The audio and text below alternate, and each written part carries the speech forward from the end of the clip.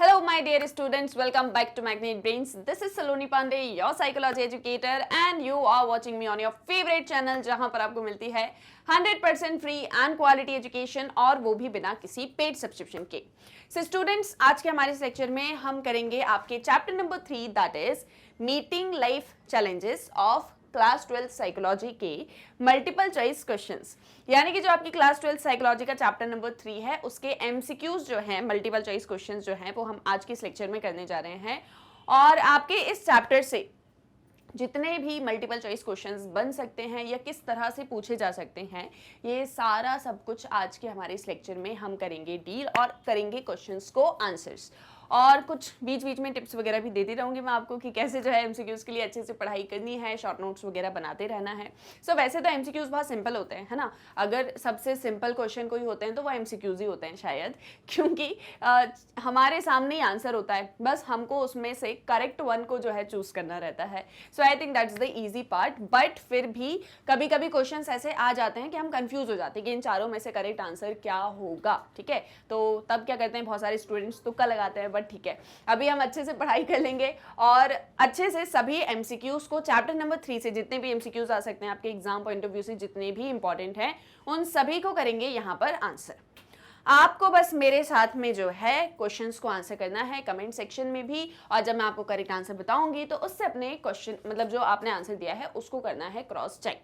ठीक है, सो करते हैं start, but before starting let me tell you one of the very important thing कि जैसे अब तक आप मैग्नेट ब्रेन्स से पढ़ते हुए आए हो और आगे भी पढ़ ही रहे हो, सो मैं आपको बता दूं कि मैग्नेट ब्रेन्स आपके लिए लेकर आया है किंडरगार्टन से लेकर क्लास 12th तक के magnet brains books and e books. तो अगर आपको जो भी सारा कुछ आप हमसे पढ़ते हो लेक्चर्स में, अगर वो आपको बुक्स में भी चाहिए कि आपको अच्छा कंटेंट मिल जाए, आप अच्छे से बुक्स के थ्रू भी अपनी पढ़ाई कर सको, मतलब उनको भी जो है रेफर कर सकते हो, तो आपको बहुत छोटा सा काम करना है। डिस्क्रिप्शन में एक फॉर्म है, उसको फिल कर दो, हमारी टीम आपसे कांटेक्ट कर लेगी और आप इजीली उन बुक्स को जो है ले सकते हो।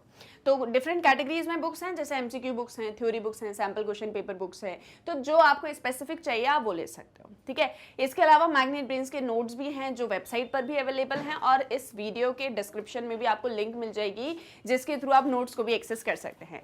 सो that is the whole thing जो मुझे आपको बतानी थी। अब हम स्टार्ट करते हैं हमारी multiple choice questions from your chapter number 3 meeting life challenges.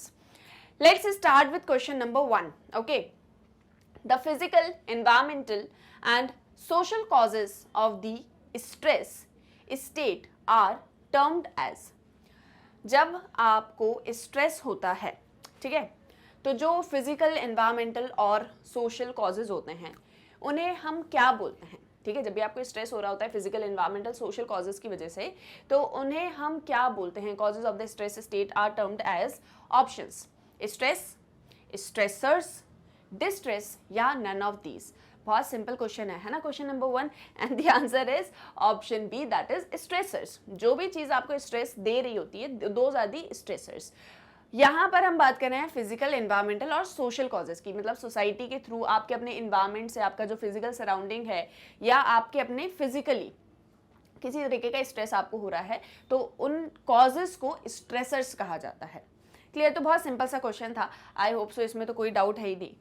चलो क्वेश्चन नंबर 2। अच्छा देखो, एक और चीज़ बता दूं कि हम क्वेश्चंस को आंसर करेंगे, कहीं किसी चीज़ में डाउट आ जाता है, कोई कॉन्सेप्ट समझ में नहीं आता, या कोई भी ऐसी चीज़ है जो आपको मुझसे पूछनी है related to your course, syllabus, anything, so आप मुझे कमेंट सेक्शन में बता सकते हो। ओके, सो जो भी डाउट्स वगैरह आ रहे हैं तो कमेंट सेक्शन में फ्रीली पूछो। Question number 2, the general adaptation syndrome consist of 3 stages which include.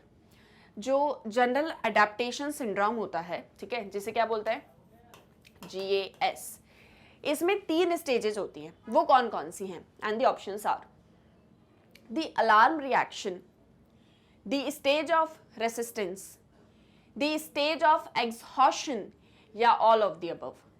आप बताओगे मुझे आंसर क्या है कमेंट सेक्शन में, और फिर जब मैं आपको करेक्ट आंसर बताऊंगी तो उससे करोगे क्रॉस चेक। ठीक है, वैसे तो मैं प्रेफर करती हूँ कि आप लोग कमेंट सेक्शन में मुझे आंसर्स बताओ, बट अगर नहीं भी है तो आप अपने मन में सोचो कि करेक्ट आंसर क्या है, जो भी आपको पता है। ठीक है, फिर मतलब आपके अकॉर्डिंग क्या है, फिर मैं आपको आंसर बता रही हूँ, उससे क्रॉस चेक करना, तो आपको ये पता चलेगा कि जो चैप्टर नंबर 3 आपने पढ़ा है वो आपने कितना अच्छे से पढ़ा है। बस ऐसा नहीं कि बस पढ़ लिया पर क्वेश्चंस को आंसर नहीं कर पा रहे। Clear. So the answer here is option obviously D, that is all of the above. तो जो GAS होता है, that is general repetition syndrome, उसमें ये तीनों ही स्टेजेस होती हैं. अलार्म रिएक्शन भी होता है, रेसिस्टेंस भी होता है, एग्जॉशन भी होता है. तो correct answer is option D.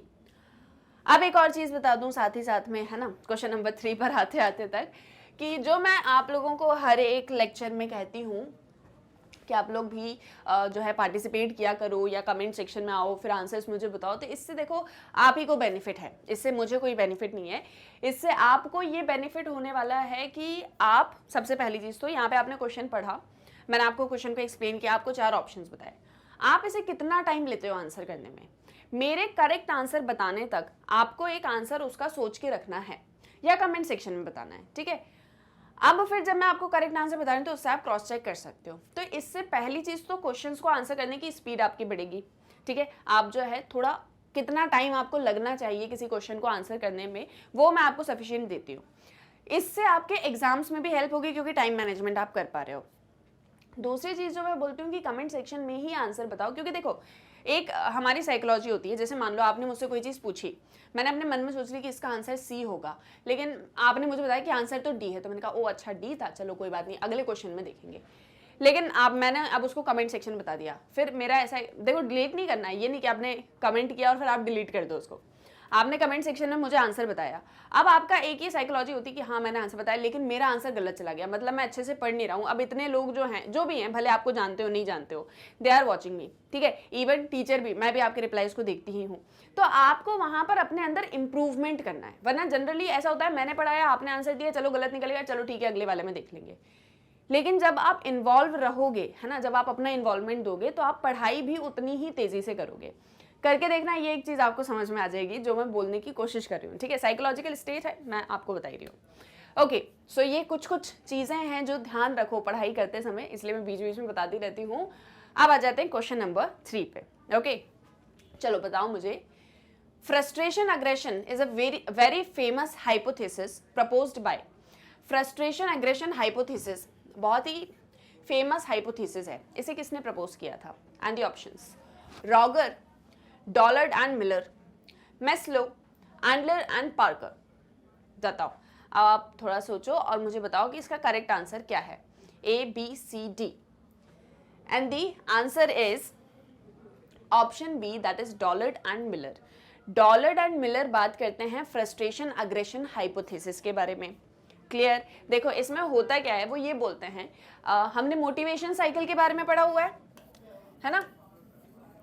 तो मोटिवेशन साइकिल हमको ये बताती है कि हमारे अंदर किसी भी चीज़ को जब हम काम करते हैं या कोई भी चीज़ है, तो वो मोटिवेशन जो है वो स्टार्ट होती है नीड से. आपको किसी चीज़ की नीड है, अब वो नीड इतनी ज़्यादा है कि आप उसके लिए वर्क करना स्टार्ट करते हो. लेकिन मान लो आपने नीड से आपका पूरा वर्क करना आपने स्टार्ट किया, सब कुछ किया, और आपका गोल अचीव होना चाहिए, जो आपकी नीड है वो होनी चाहिए. लेकिन किसी कारण से जब ये नीड ऑब्स्ट्रक्ट हो जाती है या हम अपने गोल एम को अचीव नहीं कर पाते हैं, तब हमको फ्रस्ट्रेशन होती है. और जब हमको फ्रस्ट्रेशन होने लग जाती है तो हमको अग्रेशन, ऑब्वियस है कि उसके पीछे पीछे आ ही जाता है. ये डॉलर्ड मिलर ने फ्रस्ट्रेशन अग्रेशन हाइपोथेसिस दिया था. क्लियर? इसको आंसर कर सकते हैं, इसमें कोई ऐसा रॉकेट साइंस तो है नहीं, सिंपल सी चीज है. Okay, next question, that is question number 4. The reaction to external stressors is called. जो एक्सटर्नल स्ट्रेसर्स होते हैं उनको जो रिएक्शन मिलता है उसे क्या बोलते हैं? स्ट्रेन, स्ट्रेस, टेंशन या stress response? And the answer is, देखो बहुत सिंपल से क्वेश्चन है, अगर आपने ध्यान से पढ़ा होगा तो आपको इसका आंसर पता है ना. And the answer is option B, obviously that is strain. तो जो रिएक्शन है एक्सटर्नल स्ट्रेसर्स को लेके उसे स्ट्रेन बोला जाता है. Fine. Question number 5. The cognitive theory of stress was proposed bye. Stress को लेके कॉग्निटिव थ्योरी दी थी, किसने दी थी? ऑप्शंस: सेलिए, एंडलर, पार्कर या लेजरस. क्या होगा करेक्ट आंसर बताओ? Cognitive theory of stress was proposed by, and the answer is option D, that is Lazarus. So Lazarus हैं जिन्होंने कॉग्निटिव थ्योरी ऑफ स्ट्रेस को प्रपोज किया था. अब एक चीज़ ये भी है कि जैसे आप बहुत बार यहाँ पर एमसीक्यूज देखोगे, ऐसे बहुत सारे क्वेश्चंस आएंगे, हम सभी को आंसर करेंगे। सिंपल सिंपल चीज़ें जो आपने बुक में पढ़ी आप उनको आंसर कर पाओगे, इवन समझी हुई है, कंसेप्ट अगर क्लियर है तो भी आप आंसर कर सकते हो। पर कभी कभी ऐसे क्वेश्चन आ जाते हैं, ऐसा लगता है कि यार ये इंपॉर्टेंट है पर मुझे याद नहीं था या मुझे ये चीज़ पता नहीं थी, ठीक है। तो उसको क्या करना है, जो मैं आपकी शॉर्ट नोटबुक बनवाती हूँ, ठीक है, कि जिसमें आपको शॉर्ट नोट्स लिखने हैं, उसी में आप एक पेज लो और वहाँ पे जस्ट एक ऐसे पॉइंट बनाओ और वहाँ पे लिखो, जैसे मान लो इसी क्वेश्चन को देख लेते हैं। सो आपको क्या लिखना है, कॉग्निटिव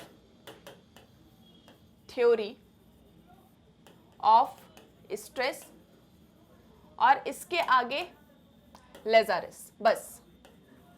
तो देखो लिखने से भी चीज़ें याद हो जाती हैं, और दूसरी बात जब आप इसको एक बार रिवाइज कर लोगे एग्जाम टाइम में तो ये आपको और ज़्यादा अच्छे से याद हो जाएगा, ठीक है। तो शॉर्ट नोट्स भी अगर कोई क्वेश्चन ऐसा आ रहा है जो आपको लगता है कि यार ये मैंने पढ़ा था या मुझे याद नहीं रहा या मैंने इसके बारे में पढ़ा ही नहीं था, तो just note it down in your short notes. Fine, okay. Question number 6, individuals reaction to external stressors is called. अभी ऐसे ही रिलेटेड क्वेश्चन मैंने आपसे पूछा था कि इंडिविजुअल का रिएक्शन एक्सटर्नल स्ट्रेसर्स को लेके जो होता है उसे क्या बोलेंगे, स्ट्रेन, कॉन्फ्लिक्ट, प्रेशर या frustration. Yes, option A, that is strain. तो वो थोड़ा सा उसको ट्विस्ट कर दिया क्वेश्चन को, क्वेश्चन वही है सेम, लेकिन यहाँ पे हल्का सा उसको ट्विस्ट कर दिया, ठीक है। Question number 7, blocking of needs and motives that cause hindrance in achieving the desired goal results in stress, conflict, frustration और aggression। अब ऐसा ही रिलेटेड एक क्वेश्चन अभी मैंने आपको एक्सप्लेन किया है, आपको मुझे आंसर बताना है। अब इसका आंसर तो आप ही को बताना है, ठीक है। Blocking of needs and motives, आपकी कोई नीड है, आपका कोई मोटिव है, वो ब्लॉक हो रहा है और जिसकी वजह से आप अपने गोल को अचीव नहीं कर पा रहे हो, तो उसे क्या बोलते हैं, स्ट्रेस। मतलब इसका रिजल्ट क्या होगा, क्या आपको स्ट्रेस होने लगेगा, क्या कन्फ्लिक्ट हो जाएंगे, क्या फ्रस्ट्रेशन होगा या फिर अग्रेशन होगा। आंसर बहुत सिंपल है ना, अभी एक्सप्लेन किया। Yes, option C, that is frustration. आपकी कोई नीड है ना, इसके लिए आप वर्क कर रहे हो पर ये यहाँ पे कोई ब्लॉकेज आ गया, तो इसे क्या बोलते हैं, फ्रस्ट्रेशन। फाइन, इसकी वजह से मतलब क्या होगा, फ्रस्ट्रेशन। इस ब्लॉकेज की वजह से क्या होने लग जाता है, frustration. Okay, question number 8, an individual's level of stress which helps in achieving peak success and managing minor crises is known as। एक इंडिविजुअल लेवल ऑफ स्ट्रेस जिसकी वजह से, एक ऐसा स्ट्रेस जिसकी वजह से आप अपनी लाइफ में बहुत सक्सेसफुल होते हो और छोटे मोटे जो क्राइसिस सिचुएशन आते हैं आप उसको इजीली मैनेज कर पाते हो, तो इसे हम क्या बोलेंगे। ऑप्शंस, स्ट्रेस, डिस्ट्रेस, यूस्ट्रेस या strain. Individual level of stress which helps in achieving peak success and managing minor crisis is known as। Answer क्या है जल्दी से बताओ मुझे कमेंट सेक्शन में, A, B, C और D। And the answer is option C, that is eustress. देखो जो यूस्ट्रेस होता है ना वो पॉजिटिव सेंस में होता है, ओके। ये जो आपका यूस्ट्रेस है this is in positive sense. Positive sense कैसे, कि जैसे मान लो आपके एग्जाम आ रहे हैं, अब एग्जाम के लिए आप स्ट्रेस ले रहे हो कि यार मुझे बहुत ही ज़्यादा जो है, मतलब मेरा एग्जाम आने वाले हैं, मेरी पढ़ाई नहीं हो रही, पता नहीं मैं कैसे उसको जो है क्वेश्चंस आएंगे, कैसे उसको आंसर कर पाऊंगा। अब आपको ये टेंशन हो रही है जिसकी वजह से आप अच्छे से जो है आपने एक पूरा टाइम टेबल बनाया और पढ़ाई करने बैठते हो, और ज़रा सा भी अगर वो टाइम टेबल कभी किसी दिन आपसे उसमें कुछ मिस हो जाता है तो आपको टेंशन होने लगती है, स्ट्रेस होने लगता है कि अरे यार ये चीज़ मुझसे हुई नहीं, ये मैं कंप्लीट नहीं कर पाया, ठीक है। अब इसकी वजह से आप और अच्छे से पढ़ाई करते हो, तो आप अच्छे से पढ़ाई करोगे तो ऑब्वियस है कि मार्क्स भी आपके अच्छे आएंगे। तो ये जो आपने स्ट्रेस लिया था that is ultimately helpful for you, है ना, आपने अच्छे से पढ़ाई करी, आपके मार्क्स अच्छे आ गए, this is known as eustress. Clear. Eustress के अलावा बाकी सारी चीजें जो होती हैं वो अल्टीमेटली हार्म पहुंचाती है, but eustress is something helpful for us. Fine, okay.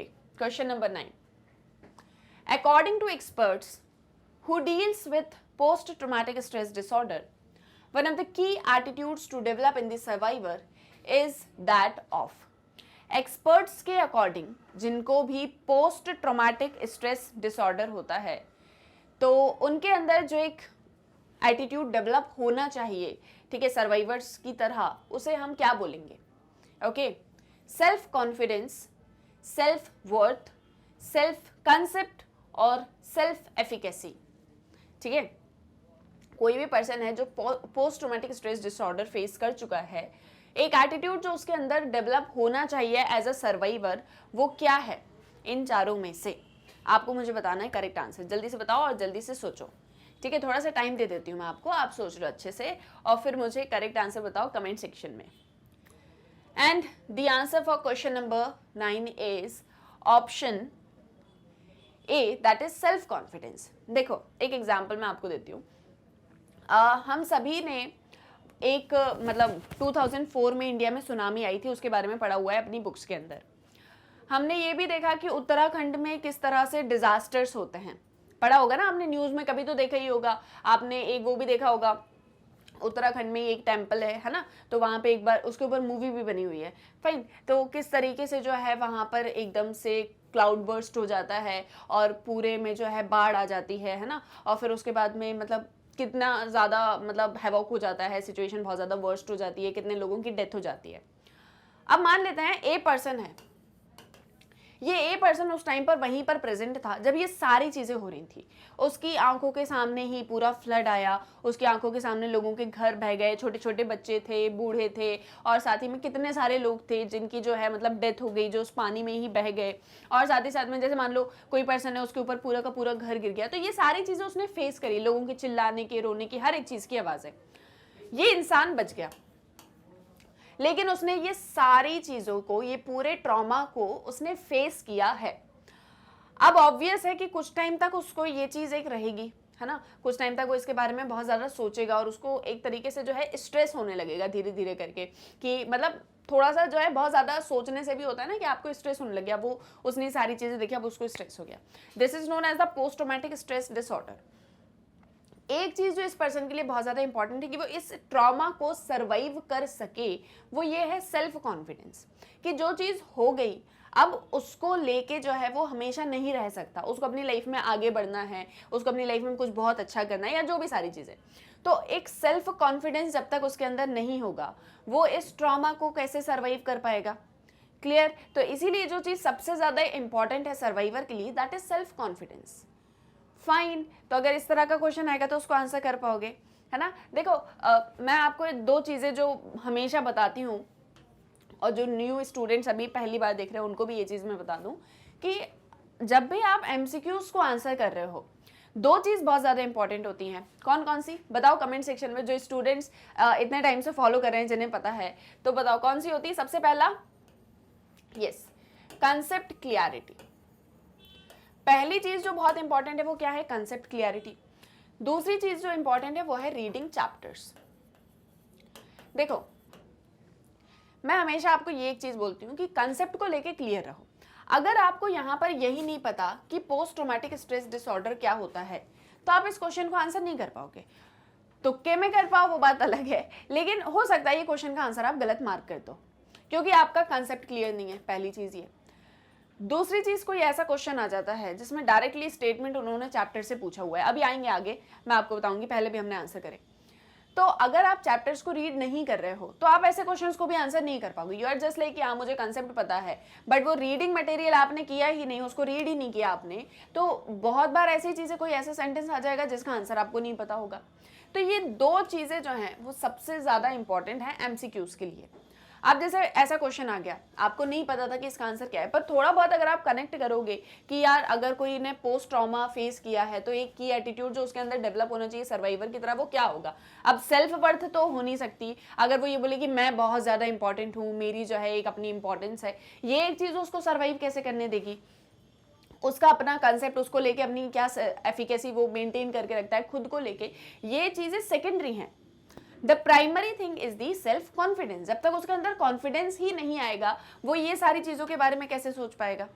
Fine, तो ऐसे करके हम रिलेशन बना सकते हैं, रिलेशन बनाते बनाते हम क्वेश्चंस को आंसर कर सकते हैं। Okay fine, next we have is question number 10। The state of physical, emotional and psychological exhaustion is known as. Physically, emotionally, psychologically आप एग्जॉस्ट हो चुके हो, इसे क्या बोलेंगे? रेसिस्टेंस, स्ट्रेस, बर्नआउट या कोपिंग? बताओ, फिजिकल, इमोशनल और psychological exhaustion. Simple question, simple answer, that is C, burnout. ठीक है, तो देखो ये हैं वो क्वेश्चंस जो डायरेक्टली आपके चैप्टर्स में से कोई एक दो स्टेटमेंट उठाएंगे और उनमें से पूछ लेंगे, तो उसके लिए चैप्टर रीड करना बहुत ज़्यादा ज़रूरी है। Okay fine. क्वेश्चन नंबर 11, अब देखो ध्यान से सुनो। Raj has been studying for his board examinations. On exam day, when he opens the question paper, his heart is pounding, hands are clammy with sweat, and then he feels his mind has gone completely blank. He can be said to be in. राज जो है वो अपने board examinations के लिए बहुत time से पढ़ाई कर रहा था, लेकिन जिस दिन एग्ज़ाम होता है और जैसे ही वो क्वेश्चन पेपर को खोलता है तो एकदम से उसके हाथों में पसीने छूटने लग जाते हैं, उसकी हार्ट बीट बहुत तेज़ हो जाती है और उसको ऐसा लगता है कि एकदम उसका माइंड जो है वो पूरी तरह से ब्लैंक हो गया, उसको कुछ भी समझ में नहीं आ रहा है। किस स्टेट में राज यहाँ पर है? Options, normal, stress, normal, relaxed और यूस्ट्रेस। बताओ क्या हो गया राज को यहाँ पे? ये स्ट्रेस में है, नॉर्मल है, रिलैक्स्ड है या यूस्ट्रेस है? करेक्ट आंसर क्या होगा? सोचो। Answer is option A, that is stress. ठीक है, अब यहाँ पर उसको स्ट्रेस हो गया है जिसकी वजह से वो इन चीज़ों को फील कर पा रहा है। अब यहाँ पर कुछ स्टूडेंट्स को हो सकता है ये डाउट हो कि इसका आंसर यूस्ट्रेस क्यों नहीं हुआ। यूस्ट्रेस तो क्योंकि अभी जैसे मैंने आपको एग्जांपल दिया था कि यूस्ट्रेस तो वो होता है कि अगर आप पढ़ाई कर रहे हो, जो चीज़ आपको पढ़ाई करने के लिए मोटिवेट कर रही है काइंड ऑफ, लेकिन यहाँ पर देखो किसी तरह का कोई मोटिवेशन नहीं है। मोटिवेशन कब था? जब वो अपने लिए पढ़ाई कर रहा था कि बोर्ड एग्जामिनेशंस में उसके अच्छे मार्क्स आने चाहिए, लेकिन एकदम से पेपर को देख के उसको ऐसा लगा, मे बी उसको ऐसा लगा होगा कि ये जो सारे क्वेश्चन है उसके आंसर तो उसको आते ही नहीं है, या सारे क्वेश्चन ऐसे आ गए जो उसने पढ़ा ही नहीं था, कुछ अलग पेपर आ गया जो उसके एक्सपेक्टेशंस के बिल्कुल बियॉन्ड था। तो इसीलिए उसको ये एक चीज़ लगी कि मतलब एकदम से वो डर गया, उसको स्ट्रेस होने लग गया। और स्ट्रेस की कंडीशन में ये चीज़ें होती हैं, है ना, heart pounding, hands clammy with sweat and mind gone blank. Fine, so the answer is option A, that is stress. Normal तो वो है ही नहीं और रिलैक्स्ड भी नहीं है। Okay, next question. Deepak is in class 12th. He is in peer pressure, started smoking to the extent that he became a chain smoker. Deepak 12th class में है, अपने पीयर प्रेशर की वजह से अपने फ्रेंड्स वगैरह के साथ में जो है वो रहता था, तो पीयर प्रेशर में आके उसने स्मोकिंग करना स्टार्ट कर दी। इतना ज़्यादा स्मोकिंग करने लग गया कि वो एक चेन स्मोकर बन गया, जिसको हमेशा अगर वो स्मोकिंग नहीं करेगा तो उसको बहुत ज़्यादा जो है अनकंफर्टेबल फील होगा। He has recently decided to quit smoking. अब उसने ये डिसाइड कर लिया कि मैं जो है स्मोकिंग छोड़ दूंगा। However, he realized that quitting smoking has led to frustration. पर उसको ये रियलाइज होता है कि जैसे ही वो बात करता है या सोचता है या उसके ऊपर वर्क भी करता है कि अब उसको स्मोकिंग नहीं करनी है, उसको फ्रस्ट्रेशन होने लग जाती है। ठीक है, देखो मैंने आपको क्या बताया कि दीपक है, दीपक ने क्या कर दी, स्मोकिंग करना स्टार्ट कर दी, और थोड़ी बहुत भी नहीं, अच्छी खासी। अब उसने कहा क्विट करूंगा स्मोकिंग को, लेकिन जब भी क्विट करने के बारे में सोचता है या उसके ऊपर वर्क करता है तो उसको होती है फ्रस्ट्रेशन। क्लियर? ऐसे करके समझ में आ गया ना, शॉर्ट में कर दिया मैंने उसको। अब आप मुझे ये बताओ कि the frustration formed due to the blocking of needs is a form of. अब ये जो फ्रस्ट्रेशन उसको हो रही है क्योंकि उसने अपनी इस नीड को ब्लॉक कर दिया है ना। उसको नीड थी स्मोकिंग की, तो उसको स्मोकिंग और ज़्यादा करनी चाहिए थी, लेकिन उसने क्या करा, इसको यहाँ से डाइवर्ट कर दिया। उसने कहा नहीं, मुझे स्मोकिंग करनी नहीं है। तो ये जो एक फ्रस्ट्रेशन उसको हो रहा है ब्लॉकिंग ऑफ नीड की वजह से, it is a form of physical stress, environmental stress, psychological stress या social stress. Now tell me the correct answer. Okay, मैंने अच्छे से आई थिंक बहुत इजी करके आपको एक्सप्लेन कर दिया है कि क्या सारी चीज़ें हैं। अब बस आपको मुझे करेक्ट आंसर बताना है, and the answer is option C, that is psychological stress.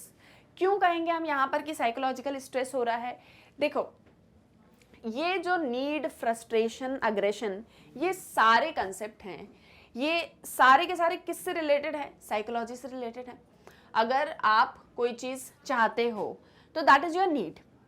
Need कहाँ पर अराइज होती है? माइंड में, है ना। नीड ऐसा तो है नहीं कि फिजिकली आपको फील हो रही है नीड उस चीज की, या आपको जो है आपके फिजिकल सराउंडिंग की वजह से नीड फील हो रही है। Need is something that you have felt about.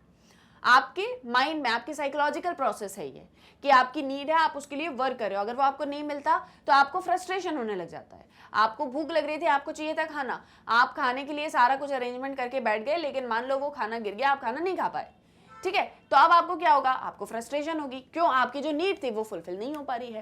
तो इस तरह का जो फ्रस्ट्रेशन होगा वो कैसा होगा? फिजिकल होगा, एनवायरमेंटल होगा, साइकोलॉजिकल या सोशल? Obviously psychological. सोशल नहीं, क्योंकि सोसाइटी का कोई इन्वॉल्वमेंट नहीं है इसमें। एनवायरमेंटल नहीं, क्योंकि इन्वायरमेंट हमारी फिजिकल सराउंडिंग का कोई इन्वॉल्वमेंट नहीं है। और ना ही फिजिकल, ना ही इन्वायरमेंटल। फाइन, यहां तक भी क्लियर है? आई होप सो। ऐसे क्वेश्चंस आएंगे तो इनको भी आंसर कर पाएंगे। देखो, जब भी ऐसे कुछ बड़े बड़े क्वेश्चंस आते हैं ना, साइड में एक पेंसिल लो, जो रफ पेज होता है, उसमें थोड़ा सा लिख लो शॉर्ट में, तो आपको वो समझने में इजी हो जाएगा। समझ गए एक बार अच्छे से तो बस फिर उसका आंसर इजीली कर पाओगे, टाइम वेस्ट नहीं होगा। नहीं तो फिर बार बार रीड करना पड़ेगा कि अरे हो क्या रहा है, क्या है, तो फिर करेक्ट आंसर क्या होगा, ऐसे सोचने में टाइम चला जाएगा। Okay, question number 13। Who defined stress as the non-specific response to the body to any demand? किसने स्ट्रेस को डिफाइन किया था कि स्ट्रेस एक नॉन स्पेसिफिक रिस्पॉन्स होता है बॉडी का टू किसी भी डिमांड को लेके? ठीक है, stress is the non specific response of the body to any demand. Hans Selye, Lazarus, Holmes and Rahe, none of the above. बताओ करेक्ट आंसर किसने डिफाइन किया था? Answer is option A, that is Selye. देखो, इस तरह के जो questions आएंगे ना, अगर इसमें none of the above option दिया है तो 1% ही चांसेस होते हैं कि none of the above correct answer होगा, क्योंकि आंसर उन्हीं में से रहता है। और जहां पर ऑल ऑफ द अबव आते हैं, ये देखो, मैं ऐसा कोई 100% श्योरिटी के साथ में नहीं कर रही हूँ, पर ये मेरा इंट्यूशन है। मुझे ऐसा लगता है कि जहां नन ऑफ द अबव है, 1% ही चांसेस होते हैं कि answer none of the above होगा। लेकिन जहां पर ऑल ऑफ द अबव होता है, वहां पर चांसेस ये भी होते हैं कि हो सकता है कि answer all of the above हो। समझ रहे हो बात को, मैं क्या कहना चाह रही हूँ? ठीक है, कि जहां पर भी वो आपको ऑप्शन में नन ऑफ द अबव हो रहे हैं, तो जरूरी नहीं है कि आंसर में आपको कोई सा समझ में नहीं आ रहा है तो आपने नन ऑफ द अबव लगा दिया। कोशिश करो आंसर ढूंढने की। लग रहा है कि नहीं, बिल्कुल हो ही नहीं सकती, ये 3 ऑप्शन तो करेक्ट है ही, फिर आप जाओ none of the above option पे, वरना ज्यादातर आंसर उसी में ही होता है। और ऑल ऑफ द अबव में मैं आपसे ये कह रही हूँ कि जब ऑल ऑफ द अबव होता है ना ऑप्शन में, तो जहां तक है तो वो आंसर उसका ऑल ऑफ द अबव ही रहता है। ठीक है, सारी चीजें वहीं पर इंक्लूड कर दी होती हैं। बट ये मैं आपको श्योरिटी के साथ में नहीं कह रही हूँ, ये 1-2% चांसेस होते हैं कि वो आंसर ना हो, but most of the time answers रहते हैं। तो ध्यान से पढ़ना क्वेश्चन को, ठीक है। अभी आगे आएंगे, ये देखो, यही आ गया नन ऑफ द अबव। चलो देखो, dash results from the blocking of needs and motives by something or someone that hinders us from achieving a desired goal। क्या ऐसी चीज़ है जो कि एज अ रिजल्ट आती है जब हमारे नीड्स, हमारे मोटिव्स किसी चीज़ के थ्रू ब्लॉक हो जाते हैं और हम अपने गोल को अचीव नहीं कर पाते? Again, conflict, frustration, internal pressure, none of the above. None of the above हो ही नहीं सकता, इन तीनों में ही है आंसर हमारा। क्योंकि क्या है answer? Again option B, that is frustration. देखो, कॉन्फ्लिक्ट कब होता है मैं आपको बताऊं, जब आपके 2-3 मोटिव हैं, ठीक है। जैसे मान लो this is your need 1, this is your need 2, this is your need 3। अब आप इसके लिए भी थोड़ा वर्क कर रहे हो, इसके लिए भी थोड़ा वर्क कर रहे हो, इसके लिए भी थोड़ा वर्क कर रहे हो, ठीक है। अब मान लो आपका यहाँ पर भी कोई कारण की वजह से ब्लॉकेज हो गई नीड, और आप उसको अचीव नहीं कर पा रहे, कोई कारण यहाँ भी आ गया। अब उसके लिए तो वर्क कर रहे हो लेकिन उतना आउटपुट नहीं मिल रहा है थर्ड वन के लिए, है ना। तो फिर क्या होता है कि धीरे धीरे हमारे कन्फ्लिक्ट शुरू हो जाते हैं, क्योंकि 2-3 चीजें जो हैं साथ में आप कर रहे होते हो, तो उनके बीच में फिर जो है कन्फ्लिक्ट होना स्टार्ट हो जाता है। तो कन्फ्लिक्ट आंसर तब आएगा जब इस तरह का क्वेश्चन होगा, ठीक है। And the answer is option B, that is frustration. Now you have next question. The state of physical, emotional, psychological exhaustion is known as, and that is yes burnout, जो अभी हमने थोड़ी देर पहले देखा था। Fine. Again, a twisted question. Dash is the term used to describe the level of stress that is good for you. आपको पता है आंसर, बट आप मुझे बताओ कौन सा टर्म यूज करते हैं उस एक लेवल ऑफ स्ट्रेस को डिस्क्राइब करने के लिए जो हमारे लिए अच्छा होता है? Option super stress, eustress, distress या strict stress? Answer is yes, obviously option B eustress. जो इसका आंसर नहीं दे पा रहे हैं आप लोग अच्छे से पढ़ाई करो, क्योंकि अभी थोड़ी देर पहले मैंने आपको बताया था कि एक ऐसा स्ट्रेस जो पॉजिटिव सेंस में होता है दैट इज यूस्ट्रेस। तो यहां पर वो यही बोल रहे हैं कि level of stress that is good for you. तो हमारे लिए गुड कौन सा होगा? यूस्ट्रेस, सुपर स्ट्रेस, डिस्ट्रेस और स्ट्रिक्ट स्ट्रेस तो बिल्कुल भी नहीं। Fine, okay, next question. Frustration is one of the source of dash stress. Frustration किस तरह का स्ट्रेस होता है? फिजिकल, एनवायरमेंटल, साइकोलॉजिकल या social? You know the answer. Yes, option C that is psychological. अभी हमने डिस्कस किया था कि फ्रस्ट्रेशन जो राज या दीपक जिसकी भी हम बात यहाँ पर कर रहे थे वो उसको किस वजह से हो रहा है? Psychological stress. Fine, okay, now give me the answer of this question. Dash are the producers of antibodies. क्या है वो जो कि एंटीबॉडीज को प्रोड्यूस करते हैं? B cells, T cells, natural killer cells या ऑल ऑफ दीज? अब मैंने कहा था ऑल ऑफ दीज आंसर है, तो जरूरी तो नहीं कि ऑल ऑफ दीज ही आंसर होगा हर बार। मैंने कहा था 1-2%। The answer is option A that is B cells. These are the producers of antibodies. Question number 19। Conflicts में ऑकर बिटवीन 2 और मोर डैश नीड्स और मोटिव्स। अब कॉन्फ्लिक्ट का क्वेश्चन है जो अभी मैंने आपको एक्सप्लेन किया कि कॉन्फ्लिक्ट जो है वो ऑकर हो सकता है जब 2 या उससे ज्यादा डैश नीड्स या मोटिव्स होती हैं। ऑप्शंस: कंपैटिबल, इनकम्पैटिबल, बेसिक या कॉम्प्लेक्स। बताओ क्या होगा इसका करेक्ट आंसर? कैसी नीड्स या मोटिव्स हैं जिनकी वजह से कॉन्फ्लिक्ट्स होता है? And the answer is option B that is incompatible. देखो मैंने अभी आपको एक चीज बताई थी यहाँ पे कि मान लो आपकी एक ये नीड है, एक आपकी ये नीड है, एक आपकी ये नीड है। अब ये सारी नीड्स एक दूसरे के अपोजिट हैं। अपोजिट इन द सेंस कि ये किसी एक चीज के लिए, वो किसी एक चीज के लिए, वो किसी एक चीज के लिए, तीनों में एक कंपैटिबिलिटी नहीं है। जैसे एक एग्जांपल मैं आपको देती हूँ। आज आपको नीड है कि आपको 12th क्लास में अच्छे मार्क्स चाहिए, फिर आपकी नेक्स्ट नीड है कि आपको एक अच्छा कॉलेज मिल जाए, आपकी ग्रेजुएशन अच्छी जगह से हो जाएगी, तो आपकी थर्ड नीड है कि आपको जॉब भी मिल जाएगा। एक एग्जांपल मैं आपको दे रही हूँ। अब इन तीनों के लिए आप बहुत अच्छे से वर्क कर रहे हो। अब आप बहुत अच्छे से वर्क कर रहे हो तो यहाँ पे कोई कॉन्फ्लिक्ट नहीं अराइज होगा। लेकिन अगर आपकी नीड्स बिल्कुल अलग अलग हो जाती हैं, तीनों का डायमेंशन ही अलग अलग है, जिनमें किसी तरह का कोई कंपैटिबिलिटी नहीं बन रही है, तब जो है वो कॉन्फ्लिक्ट होता है। तो correct answer is option B that is incompatible needs और motives. Fine, okay. Now we have question number 20। देखो, the dash model explains the influence of stress on the body. वो कौन सा मॉडल है जो एक्सप्लेन करता है स्ट्रेस का इन्फ्लुएंस हमारी बॉडी के ऊपर? Solid, liquid, gas, plasma. बताओ कौन सा मीडियम है? Answer is option C that is gas. Fine, okay. Next, which of these is the first stage of gas? पहली स्टेज कौन सी है गैस की? अब गैस का फुल फॉर्म बताओ जरा मुझे कमेंट सेक्शन में। अभी स्टार्टिंग में मैंने बताया था आपको, चीटिंग नहीं करना है, ठीक है? अभी याद है तो बताओ जल्दी से कमेंट सेक्शन में कि इसका फुल फॉर्म क्या होता है। मैं नहीं बता रही हूँ। इसकी फर्स्ट स्टेज कौन सी है?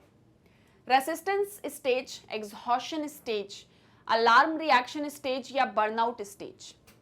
बताओ करेक्ट आंसर। अब जिसको जीएस गैस पता है वही बता पाएगा करेक्ट आंसर क्या है। Yes, the answer is obviously option C, that is alarm reaction stage. ये जो है ये फर्स्ट स्टेज होती है। इसका फुल फॉर्म आपको मुझे बताना है कमेंट सेक्शन में, ठीक है? ये आपके लिए होमवर्क है, अभी बताना लास्ट में। Okay, question number 22। Negative events are appraised of their possible dash. Negative events में क्या सारी चीजें जो है होती हैं?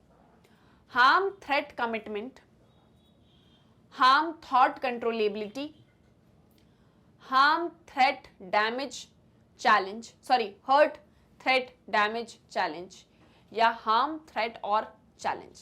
Negative events are appraised of their possible। क्या हो सकता है negative events के अंदर? ध्यान से सुनना और ध्यान से समझ के फिर आंसर देना, ठीक है? बताओ करेक्ट आंसर क्या होगा यहाँ पे? Negative events। Answer is option D that is harm, threat और challenge।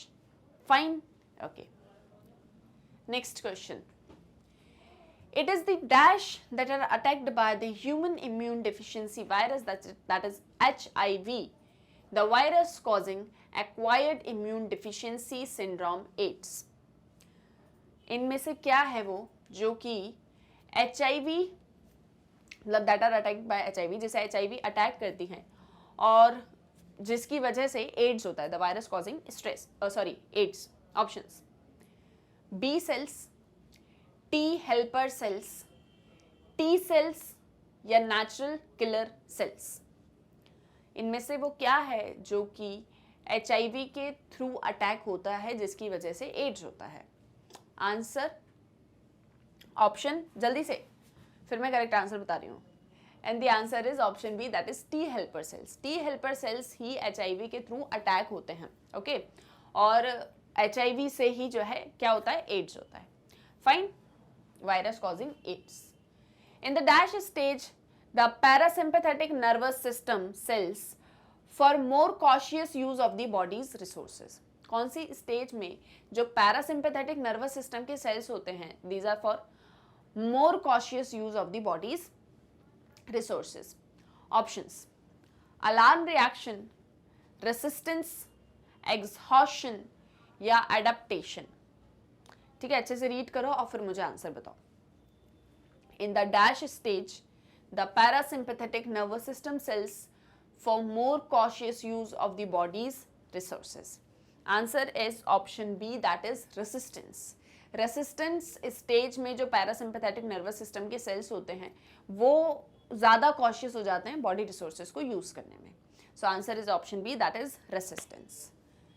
फाइन. समझ में आ रहे हैं क्वेश्चंस? कोई डाउट तो नहीं है यहाँ तक? ठीक है, I hope so that is much clear to you. कोई भी डाउट है तो जैसे मैंने स्टार्टिंग में कहा कि मुझसे कमेंट सेक्शन में पूछ लेना. अब चलो इसका आंसर दो. Dash stresses are demands that change the state of our body. For example, we feel strained when we over exert ourselves, lack a nutritious diet और सफर एन इंजरी. वो कौन से स्ट्रेस होते हैं जो कि डिमांड करते हैं change the state of our body? That demands that stresses are demands that change the state of our body. जैसे जब भी हमको हम ओवर एक्सर्ट करते हैं या न्यूट्रिशियस डाइट नहीं लेते हैं या हमको कोई इंजरी हो जाती है तो हम स्ट्रेन फील करते हैं. Options: environmental, bodily, physical, health related. ये तो बहुत सिंपल है, इसका आंसर तो आप लोग मुझे फटाफट दे दोगे कमेंट सेक्शन में. Answer is option C, that is physical. Physical stresses जो होते हैं वो डिमांड करते हैं स्टेट ऑफ बॉडी में चेंजेस. जैसे ये यहाँ पर एक एग्जाम्पल भी दिया हुआ है. Okay, question number 26. Rebecca is experiencing stress due to noisy surroundings, commuting, quarrelsome electricity and water shortages. These sources of stress are. Rebekah को बहुत ज़्यादा स्ट्रेस हो रहा है क्योंकि उसके आसपास में बहुत ही शोर है, इलेक्ट्रिसिटी, वाटर शॉर्टेज, इन सारी चीज़ों की वजह से वो बहुत ज़्यादा परेशान हो चुकी है. सो ये जो सोर्स ऑफ स्ट्रेस है ये कैसा है? Life events, hassles, traumatic, environmental. बताओ किस तरह का एक्सपीरियंस यहाँ पे रिबिका को हो रहा है? Noisy surrounding, commuting, quarrelsome electricity and water shortage. And the answer is option B, that is hassles. Hassles के बारे में हमने पहले भी डिस्कस किया हुआ है हमारे लेक्चर्स में. फाइन. सो आई होप सो इसमें डाउट नहीं होगा. अब अच्छे क्वेश्चन हैं आपके लिए, बड़े अच्छे अच्छे. आप मुझे इसका आंसर देना है, ठीक है? देखो question number 27. Hina lost her husband in a car accident. This life event is traumatic. Which of the following is not true about the effects of this stress can have on her? हीना एक car accident में अपने husband को खो देती है. ये life event जो है, मतलब उसकी लाइफ में ये जो इवेंट है बड़ा ही ट्रॉमेटिक है. इनमें से क्या सही नहीं है, not true, about the effects this stress can have on her? Stress के इफेक्ट्स जो उसके ऊपर हो सकते हैं, इनमें से क्या सही नहीं है? Which of the following is not true about the effects this stress can have on her? क्या चीजें उसके ऊपर नहीं होंगी? Options: stress can affect her behaviour in the form of eating less nutritional food, disrupted sleep patterns, increased absenteeism, and reduced work performance, यानी कि उसकी eating habit में जो है वो चेंज आ जाएगा, स्लीप पैटर्न्स में, और वो बहुत ही ज़्यादा एब्सेंट रहने लगेगी, चीज़ों में इन्वॉल्व नहीं होगी और वर्क परफॉर्मेंस भी कम हो जाएगी। Option B. The cognitive effects of stress will be both like enhanced concentration and increased short-term memory capacity. Cognitive effect जो होंगे स्ट्रेस के वो दोनों तरह से ही होंगे कि एक तो उसका कॉन्सेंट्रेशन बढ़ जाएगा और उसकी शॉर्ट टर्म मेमोरी की कैपेसिटी भी बढ़ जाएगी। Option C. In a case, the stress can start a vicious circle of decreasing confidence leading to more serious emotional problems. उसके केस में जो स्ट्रेस है वो उसके कॉन्फिडेंस को कम कर देगा, जिसकी वजह से उसको और ज़्यादा सीरियस इमोशनल प्रॉब्लम्स होने लगेंगी। Fourth, the effects of this stress will mostly be physiological in nature. ये जो स्ट्रेस का इफेक्ट होगा ये ज़्यादातर फिजियोलॉजिकल होगा नेचर में। चारों समझ में आ गए?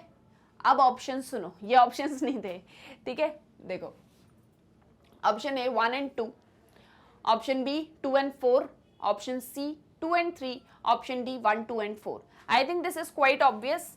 हमको पता है कि इनमें से क्या ऐसी चीज है जो उसके ऊपर अफेक्ट नहीं करेगी, and the correct answer here is option B, that is 2 and 4। देखो क्या बोल रहे हैं कि यहाँ उसकी शॉर्ट टर्म मेमोरी और कॉन्सेंट्रेशन बढ़ जाएगा। कैसे बढ़ेगा? एक traumatic life event she is facing, और फिजियोलॉजिकल नेचर में इफेक्ट्स होंगे, सो that is also not true. The effects ज्यादातर जो हमको देखने को मिल रहे हैं वो साइकोलॉजिकल हमको देखने को मिल रहे हैं। क्लियर? और ये चीजें जो हैं उसके ईटिंग पैटर्न, स्लीप पैटर्न, इन सारी चीजों पर भी इफेक्ट करेगी। So correct answer is option 2 and 4, that is these two are not true. Fine, कोई डाउट तो नहीं है यहां तक? I hope so that is clear to you. अब इसके बाद में हम आ चुके हैं हमारे लास्ट क्वेश्चन पे, ठीक है? सो ये लास्ट क्वेश्चन है आपके एमसीक्यूज का, that is question number 28। Choose all the correct options. When Vikram was caught in a traffic jam, he felt angry because he believed that traffic should move faster.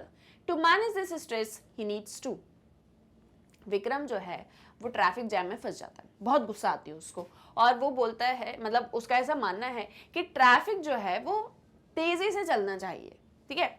तो अपने इस stress को manage करने के लिए उसे किसी एक चीज की जरूरत है। ऑप्शन सुनो, अभी ऑप्शन सुनो। Cope with stress on the basis of rigid deep seated beliefs. उसको जो है रिजिड डीप सीटेड बिलीव्स के बेसिस पर स्ट्रेस के साथ में कोप अप करने की ज़रूरत है। Reassess the way he thinks and learn coping strategies. जैसे वो सोचता है उसको अपने सोचने का तरीका बदलना चाहिए और कोपिंग स्ट्रैटेजीज को सीखना चाहिए।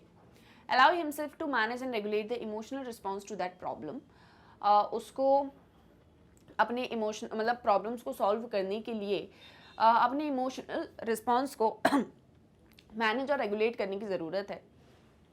And fourth, handle this stressful situation by including only covert activities in the coping strategies. सिर्फ कोवर्ट एक्टिविटीज़ को ही आपको यूज़ करनी है, मतलब कोवर्ट एक्टिविटीज़ के थ्रू ही आप कोपिंग स्ट्रैटेजीज जो है वो फॉलो कर सकते हो। क्लियर? ऑप्शंस क्लियर है, ठीक है? Now you have the real options जिनमें से आपको करेक्ट आंसर चूज करना है। Option A 1, 2 and 3, option B 2 and 4, option C 2 and 3, option D 1, 2 and 4। Answer is option C, that is 2 and 3 are correct है। देखो ये दोनों करेक्ट है, क्योंकि यहाँ पर वो क्या कर रहा है, उसको ऐसा लग रहा है कि ट्रैफिक जो है वो तेजी से चलना चाहिए, कहीं भी ट्रैफिक जैम नहीं होना चाहिए। That's not possible. इतनी सारे व्हीकल्स हैं, कहीं से भी अगर वो जा रहे हैं, ट्रैफिक लाइट्स वगैरह नहीं होंगी तो इजीली जो है अच्छे से मतलब ट्रैफिक रेगुलेट नहीं हो पाएगा। Even everyone will come and stuck at one place, है ना? तो इसीलिए उसको अपने थिंकिंग का जो तरीका है उसको रीअसेस करने की ज़रूरत है, और उसको अपने इमोशंस को भी रेगुलेट करने की ज़रूरत है, क्योंकि वो छोटी मोटी चीज़ों पर गुस्सा हो जाता है। कोवर्ट अकेले से सारा काम नहीं होगा, कोवर्ट एक्टिविटीज़ के थ्रू, और साथ ही साथ में रिजिड डीप सेटेड बिलीव्स की भी ज़रूरत नहीं है। So the correct options are 2 and 4। Fine. अब देखो इन क्वेश्चंस के आंसर मैंने आपसे नहीं पूछे, क्यों? क्योंकि ये थोड़े से ऐसे क्वेश्चंस हैं जिन पर अभी आपको प्रैक्टिस की ज़रूरत है। अभी आप इनको जितना अच्छे से पढ़ोगे, जितने अच्छे से क्वेश्चंस को डील करोगे, उतना इफेक्टिवली आप आंसर कर पाओगे अपने एग्जामिनेशंस में। तो अभी बस अच्छे से पढ़ाई करो, रीड करो चीज़ों को, कहीं कोई डाउट आ रहा है तो मुझसे पूछो। लेकिन एक चीज़ याद रखो कि ऐसा नहीं कि अगर हम एमसीक्यू करने बैठे हैं तो हम एमसीक्यू में ही 2-1 घंटा लगा दें। नो, वो बहुत छोटी छोटी चीज़ें, आपको फटाफट करना है। आंसर वही है, मैं बोल रही हूँ ना, वहीं से ढूंढना है आंसर क्या है करेक्ट। ओके, सो इस तरह से हमारे सारे एमसीक्यूज चैप्टर नंबर 3 के जो है वो होते हैं कंप्लीट। आई होप सो यहाँ तक तो कोई डाउट नहीं होगा। स्टिल कोई भी डाउट है या कोई भी चीज़ पूछनी है तो कमेंट सेक्शन में मुझसे पूछ लेना, आपके सारे डाउट्स को मैं आंसर कर दूंगी। अब बाकी अच्छे से अपनी पढ़ाई करो, ऐसे ही क्वेश्चंस लेके मैं तो आती रहूँगी, मिलती रहूँगी आपसे और आपको पढ़ाती रहूँगी, पर आप भी अच्छे से पढ़ो और अच्छे से अपने एग्जाम्स वगैरह की प्रिपरेशन करो। All the very best. पर अभी जाना नहीं है, अभी रुको, अभी थोड़ा कुछ जानते समझते हुए जाओ, इतनी जल्दी मत भागो। सो जाते जाते कुछ छोटी मोटी इन्फॉर्मेशन हैं वो लेते हुए जाओ। अभी जैसे कि आप सारे वीडियोस को एक्सेस कर पाते हो हमारे यूट्यूब चैनल पर, साथ ही साथ में मैग्नेट ब्रेन्स का एक ऐप है, आप उसे भी प्ले स्टोर से डाउनलोड कर सकते हो। इसके अलावा जो मैग्नेट ब्रेन्स की वेबसाइट है जिसके बारे में मैं आपको बता रही हूँ, जो कि सबसे ईजी सबसे सिंपलेस्ट तरीका है मैग्नेट ब्रेन्स को एक्सेस करने का, वेबसाइट है www.magnetbrains.com। जैसे ही आप इसे गूगल वगैरह पे एंटर करते हो आपके सामने magnet brains education platform open हो जाएगा।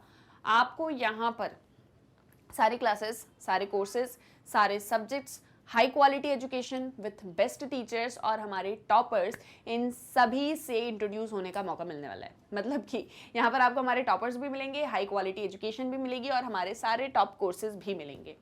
आपको जस्ट वेबसाइट को लॉगिन मतलब एंटर करना है गूगल पे, आपके सामने सारे कोर्सेज आ जाएंगे। आपको जो भी कोर्स पढ़ना है आप उस पर क्लिक करना, उससे रिलेटेड क्लासेस, सब्जेक्ट्स आ जाएंगे, क्लास पर क्लिक करोगे सब्जेक्ट्स आ जाएंगे, स्क्रॉल डाउन करोगे वॉच नाउ पर क्लिक करोगे सब्जेक्ट ओपन हो जाएगा, चैप्टर वाइज वीडियोस आ जाएंगे, चैप्टर पे क्लिक करोगे तो सारे सब टॉपिक्स आ जाएंगे, सभी के आगे आपको वॉच नाउ लिखा हुआ दिख जाएगा, वॉच नाउ पे क्लिक करोगे वीडियो आपके सामने ओपन हो जाएगा। बहुत सिंपल प्रोसेस है, आप एक सीक्वेंशियल ऑर्डर में हर एक चीज़ को एक्सेस कर सकते हो। आपको ढूंढने में कोई दिक्कत परेशानी कुछ भी नहीं होगी, आपको ढूंढना ही नहीं पड़ेगा। मतलब इजीली आपको जो पता है आपको ये चीज़ पढ़नी है, आप एक्सेस करोगे बहुत इजीली आप उसको पढ़ सकते हो। ठीक है, सबसे इंपॉर्टेंट बात यह है कि हम आपसे कोई पेमेंट भी नहीं लेंगे, हम आपसे कोई पेड सब्सक्रिप्शन का भी नहीं बोलेंगे और ना ही हम आपको कोई कूपन भेजेंगे। Everything is just free of cost. तो बहुत इजीली आप अपनी पढ़ाई कर सकते हो। बस अच्छे से अपनी पढ़ाई करो मैग्नेट ब्रेन्स पर, अपने फ्रेंड्स और रिलेटिव्स को भी मैग्नेट ब्रेन्स के बारे में बताओ ताकि वो भी इस 100% फ्री एंड क्वालिटी एजुकेशन का फ़ायदा ले सकें। और साथ ही साथ में मैग्नेट ब्रेन्स जो है वो इंस्टाग्राम, फेसबुक, ट्विटर, टेलीग्राम सभी पर अवेलेबल है, तो वहाँ भी आप हमें फॉलो कर सकते हो। इसके अलावा वेबसाइट पर आपको एक सेक्शन दिखेगा राइट हैंड साइड पे टॉप में, जहां पर आपको हमारे नोट्स भी मिलेंगे। तो अगर आपको मैग्नेट ब्रेन्स के नोट्स चाहिए हैं आपकी क्लास से रिलेटेड तो आप उस पर आइकन पर क्लिक करो और आपको नोट्स भी एक्सेस हो जाएंगे। इसका डिस्क्रिप्शन में लिंक भी आपको मिल जाएगा। साथ ही साथ मैग्नेट ब्रेन्स के बुक्स एंड ई बुक्स भी अवेलेबल हैं। जैसे मैंने आपको स्टार्टिंग में बताया कि डिफरेंट कैटेगरीज में हाई क्वालिटी कंटेंट के साथ में बुक्स अवेलेबल हैं, like MCQ books, theory books, NCERT, class wise सब आपको मिल जाएगी। तो आपको डिस्क्रिप्शन में जाना है, एक फॉर्म को फिल करना है और हमारी टीम आपसे कॉन्टेक्ट करेगी। So again that's a very simple process और ये सारी चीज़ें आपको मिलेंगी high quality education best teachers के साथ में ओनली ऑन मैग्नेट ब्रेन्स। तो आई होप सो सारी चीज़ें क्लियर हैं और कोई डाउट नहीं है। और अब वीडियो पसंद आया है तो जल्दी से कर दो लाइक, शेयर एंड सब्सक्राइब। हम मिलेंगे हमारे नेक्स्ट वीडियो लेक्चर में और भी ऐसे इंटरेस्टिंग क्वेश्चंस को लेके। अच्छे से अपनी पढ़ाई करो, कोई डाउट है तो मुझसे पूछो कमेंट सेक्शन में। And for more updates stay tuned with magnet brains. Thank you very much.